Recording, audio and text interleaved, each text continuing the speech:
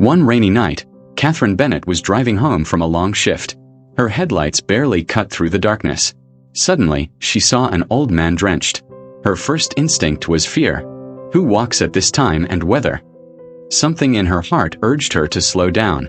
She pulled over and rolled down her window just enough to speak. "Sir, are you all right?" she called out. "My car broke down. I've been walking for miles. I need to get to the hospital. My wife is there. She may not last the night," the man said, his voice trembling. Kathy's chest tightened. Part of her still hesitated. What if this was a trick? The world had taught her to be careful. But seeing his shaking hands and the desperation in his eyes, she knew this was no lie. "Get in," she said softly. He climbed into her car. For the next several minutes, they drove in silence. Finally, they reached the hospital. The old man turned to her and said, "You've given me something priceless tonight, a chance to say goodbye." She helped Charles Whitmore through the doors and watched as he hurried toward the ICU ward. The next day, when Kathy returned for a shift, she found a note at the front desk. To the young nurse who stopped in the storm, "Thank you. My wife, Eleanor, passed peacefully, holding my hand.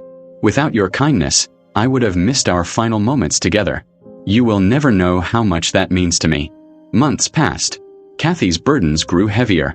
She was behind on her mortgage and running out of options. One afternoon, desperate, she went to the bank to ask for a postponement. The answer was cold and firm no. As she left the bank, eyes brimming with tears, she met Charles Whitmore at the entrance. "Good afternoon, nurse," he greeted warmly.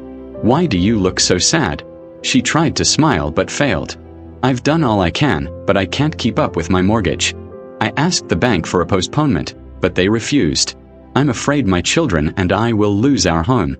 Charles looked at her with deep compassion. "You gave me hope when I had none. Don't lose yours now. Have faith. Tomorrow is another day." He squeezed her hand gently, and she went home comforted by his words, though still uncertain of what lay ahead. A week later, an envelope arrived from the bank. Her hands trembled as she held it, her heart pounding. She braced herself for an eviction notice. But when she opened it, the words inside stole her breath. "An anonymous donor has fully paid your mortgage." Tears streamed down her face. She knew instantly who it was. Charles Whitmore, the man whose last moments with his beloved Eleanor she had helped preserve. He had now saved her and her children, Lucas and Emily, from despair. And in that moment, Kathy realized something profound. The kindness we give is never lost. It finds its way back, often when we need it most. If you are touched by this story, please like, share, comment, and subscribe to SD Human Stories so we can keep bringing you more emotional and inspiring stories.